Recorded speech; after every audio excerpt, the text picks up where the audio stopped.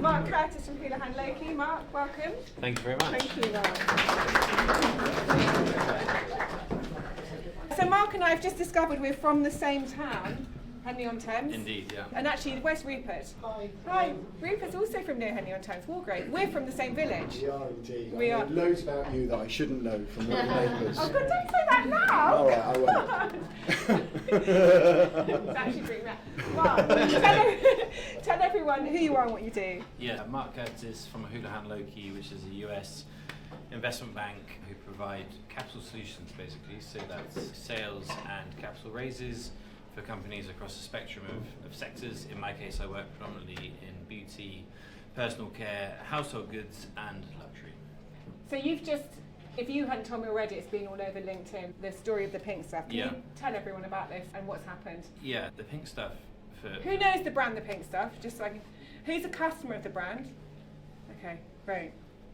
Yeah, so the brand, for those who don't know, is basically a household cleaning product. It goes back to probably, actually, ironically, the 1940s in terms of the origins of the product. It's a product its flagship product is a paste that has this kind of abrasive quality, sandy quality, that by all accounts is regarded as a sort of miracle product. People use it on their trainers, on their ovens, anything, and it will clean the dirt. And so the current, or now previous ownership, acquired it about 15 years ago and took it from basically a small UK focused brand in kind of discount retail into a global cleaning brand across a number of cleaning subcategories in the US, in Europe and in the UK at a pretty premium price point. And I suppose the turning point in that kind of growth story was in 2019. It had a feature on ITV this morning with an influencer called Mrs. Hinch, who some people may know. And I suppose that was the sort of lucky break that gave them a leg up, and they very much took that moment and built a very effective and substantial digital capability that was at that moment was the springboard for, and they've grown it over the course of the last 6 years, and it's been a huge success. And what were the key parts of that digital capability? Because it was a retail brand, wasn't it? Not really an e-commerce brand. Yes, exactly. So I think in the context of this kind of digital consumer ecosystem, and very much in terms of my experience, it's often the case that brands that are very capable in social media marketing are also those same brands who are super capable in D2C. This is not the case here. So this is a brand that is exceptional in TikTok and meta advertising, but is translating that engagement into a primarily offline distribution platform, or at least a third-party distribution platform in bricks and mortar retail in the United States and also in Amazon. In terms of why it's working, there's probably a few things. The general movement in the household cleaning category in a digital context kind of helped them. So there was this clean talk trend, which, as I found out, is actually bigger than beauty talk, astonishingly. So there was an undercurrent of enthusiasm for the sector in digital. And on TikTok primarily? Not just TikTok, across different social platforms, but I think probably more so TikTok than Meta. And they had success across both. And cleaning works quite well in that sort of short-form digital context, because you're able to deliver that quite satisfying short-form video that is people cleaning their stuff. And so they had a really vibrant branding, which just works really well in social. Bright pink kind of hits you in the face as soon as you see it. And they were able to develop a really effective system for conveying the efficacy of the product through their short-form video in a really authentic way, primarily user-generated content that just sort of seemed to hit the mark with the consumer, and it was a big success. And because we were talking about, I've obviously known lots of fans over the years, and TikTok wasn't a thing, then it was a thing, and now it really is a thing. How have you seen that progress? Yeah, for sure. So TikTok, I suppose the thing that came before it, and I apologise, I'm always talking very much in the context of beauty, which is a significant part of the business and of the work that I do. But TikTok is obviously much more recent than Meta. Yeah. And I suppose, in a way, I feel like Meta set the stage for TikTok to come in and with a massive audience already there, because Meta's been around, or Instagram's been around for a little while. I suppose converted our predisposition towards social media, and then TikTok came in and immediately it was massive and it got loads of engagement. What was the question, Zoe? How have you seen that? So you have seen that change? Yeah.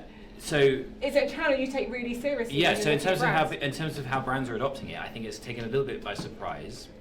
some people were further ahead than others. Yeah. The way in which people are approaching it is, in some cases, more sophisticated than less sophisticated. I just think that probably the people who are doing it really well, and this is certainly the case in the pink stuff, are the people who have been able to do it in a really authentic and engaging way, and not just flood social media with loads of paid advertising that basically that it might drive growth in the short term, but isn't building a kind of long-term underlying sort of brand resonance that can stick with the consumer over the long term. And that's what Pink Stuff did really well. They actually spent no money on social media up until about last year. So Right. 2019 to 2024, £0 spent on paid advertising. Now, when we were talking, both of us are fans of Gary Vaynerchuk in the US and his theories. And when I look at trends, I'm always thinking TikTok, then it's like social shopping, Yeah. and has this taken off or not yet? It really in the UK, it hasn't. But what are your thoughts on that? So obviously social commerce is already huge in China. The Chinese consumer has been extremely advanced on the uptake. US and the UK, my perspective, and certainly this is picking up information that comes from the brands that we work with, suggests that social commerce is going to be super big in the West. So, you know, I always think that it seems hard to imagine now, but even going back as little as 10 years, I suppose, it was hard to imagine that social media would be a channel that one couldn't ignore in a marketing context. My prediction is that go forward another 10 years, social commerce, social media will be an unignorable channel in a distribution context as well, and it's something that you can't ignore. Again, it seems that I'm sure everybody's hearts are sinking. So imagine the resourcing. Is that what you were about to say? I just want to ask a quick question. Okay. So you're on the advisory side, so you're helping Pink Stuff sell its business to somebody who's going to value it properly, and all of a sudden you've got a channel which everybody thought was selling stuff to teenagers, is selling a cleaning product to, I'm guessing, people that clean stuff, who might not be teenagers, because I know my teenager doesn't clean anything. How do you actually help them understand that value proposition of using a TikTok channel, which doesn't go to teenagers anymore, it's going to adults and cleaners, and it's a primary channel? Yeah, everything that we do is always done in the context of what is interesting for the buying community that we are looking for. So to a certain extent, the way in which we point out the value to people in those types of activities is very much through the lens of what is it that people are looking for. And I suppose some of the larger trade organizations who are in a way the kind of holy grail of companies that people want to sell to, there's this kind of allure that exists in the smaller, more entrepreneurial brands around, that they're able to be right on the front foot and manage these new channels, marketing channels, distribution channels, in a way that they can't really understand because they're not as agile. And helping them understand the value that they see is always the discussion that we're having, and generally, especially if people are looking for an exit, that gets people's attention, because if they can find easy ways to be agile and make themselves more attractive to the big guys who want to buy them, then that's of interest. And on the social commerce, is anyone doing live shopping and making it work? Wait, you guys are. We've done it, yeah. Did it work? No. And why was that? Why was that? I think our price point's too high. We're more premium, we're at £30 to £40 AOV. So I just don't think it's the right place for us at the moment. I hear that all the time, and I don't know many brands that are making it work right now, apart from the ones that are super famous for making it work, like Made by Mitchell and P. Louise. But I do believe it's coming. What's your thoughts on that? I definitely think it's coming. The experts in the area all suggest that it's on the way. I'm with you. I can't say that I have a dearth of clients that I could talk about who are able to say we've built a massive business in social commerce. But so this is why I said it's a prediction, not something that's rooted in prior experiences per se. But the Pink Stuff are a group of people who believe that this is a channel that is worth prioritising. Their track record suggests. I think the Pink Stuff will work out. It's a weird thing, but everybody tries TikTok. It doesn't particularly work. Besides going to the channel, which is TikTok shopping, but being able to prove what like TikTok can do for you in terms of pushing people into your store, into the shop, or into your DC website, or onto johnlewis.com. Finding and understanding that will makes TikTok work very well. And actually, TikTok are obsessed about that. So obviously, the Pink Stuff will have worked that out really well. Yeah, 100% agree with that. 100%. So what, when it comes to, because these are the topics people talk to me about all the time, which is TikTok and what's happening on TikTok and what's happening next in social shopping. So what's your advice? Because it is early, it's even early for most brands that I come into contact with to even be particularly virally, wildly successful on TikTok if they're not one of the P. Louise Made by Mitchell crew. Yeah, I think that, well, as I said, my sense is that it's a priority channel. Obviously, each brand is different, and trying to navigate and understand your place in that channel is important.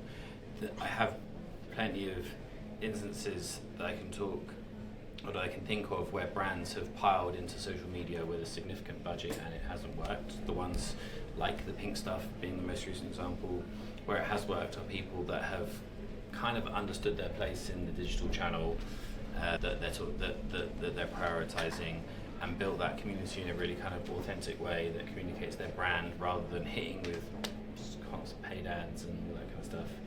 Is other people that have been successful, and I imagine that the same thing will apply in when it becomes a proper distribution channel as well. Trying to do it authentically and not just hitting people in a very salesy way seems to be, based on all the brands that we talk to, the way to be successful.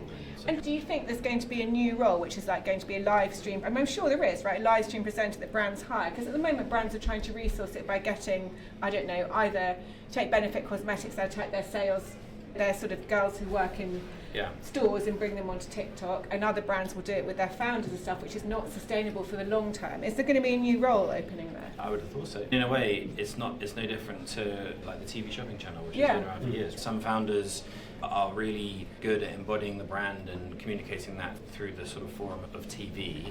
Others don't see themselves that way and want to do it through external people. So I would definitely see, in a way, there are so many parallels between those activities. I can imagine that the same kind of thing will apply here.